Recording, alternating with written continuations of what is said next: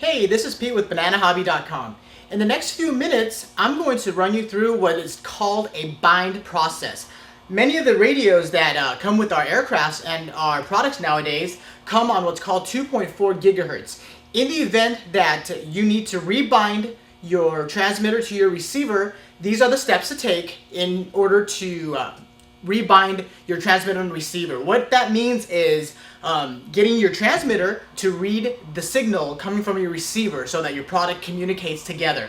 We have various transmitters laid out here from all of our different products. So what I'm going to do is run each individual 2.4 gigahertz transmitter and its bind process in a closer view for you guys, so you guys can use this video as a tutorial on how to rebind your 2.4 radios. Most of these will be made by either Blitz RC Works, Topfire, or Arctech.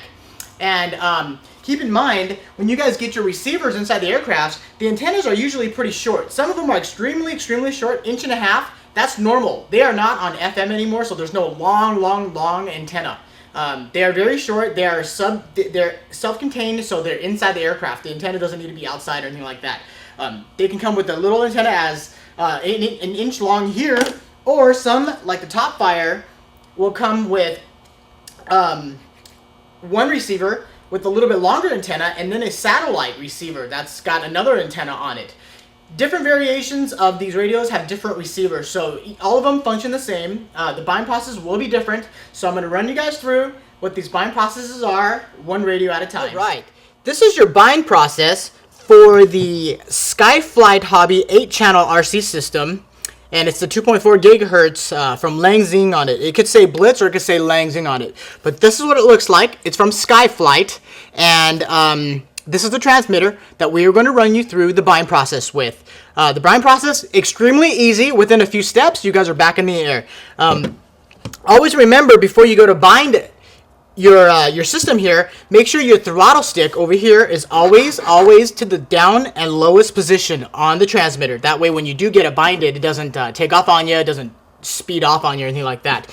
Make sure the trim's down to the lowest position as well. At this time, everything is off, and do not plug anything in yet, okay? I've got some electronics laid out here on the table just to give you a visual on what it looks like once we get the system binded here. Once again, this is the bind process for the SkyFlight 2.4 gigahertz, 6, 7, 8, and up to the 12-channel system. On the bind process will all be the same.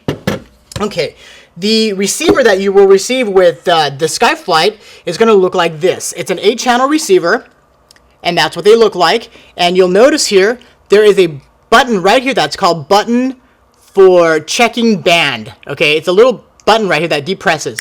You can physically hear it depressing. If you can't get your finger in there, you could use a little blunt object that fits right there, and you can press that button. And that's the bind button that we're going to use. So right now, what we're going to do is make sure that the speed control that's powering the motor is plugged into channel number 3 on the receiver. So we're going to go ahead and plug that into channel number 3. I'm going to plug in a couple of mock servos here so that you can get a visual idea of what it looks like once the system has been binded. Very simple process here with the SkyFlights. Right now, everything is off. In the event that your system becomes unbinded, this is what we're going to do. Transmitter's off. Everything is off, and I've got my laid out mock system for you here. And as you notice, the transmitter, the receiver, everything's plugged in. This is the little antenna for it. What we're going to do right now is we're going to plug the LiPo into your aircraft first. So we're going to go ahead and plug that in. Okay, and what you're going to notice is that light is blinking real quick, and it goes off on the little LED on the receiver here. Very simple here. All you're going to do now is you're going to press this little bind button of checking band button until that red little LED on here starts to flash. Okay, so we're going to press it. We're going to hold it down and wait for the flash. You see the red LED on there has started to flash. At this time, go ahead and turn on your transmitter, and that LED will go dark and then come on solid red.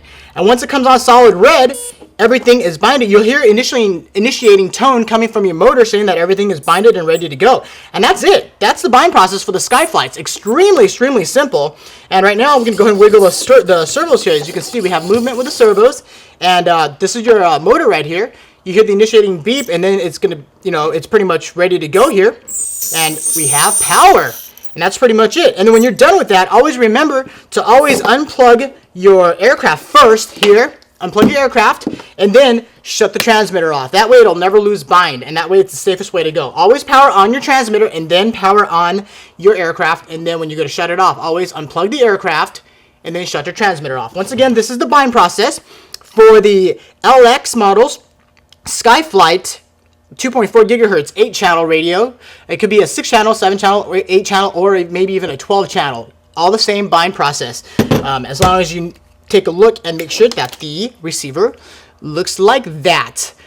All right, pilots, that's your bind process. Safe flying, and we'll see you guys on the web.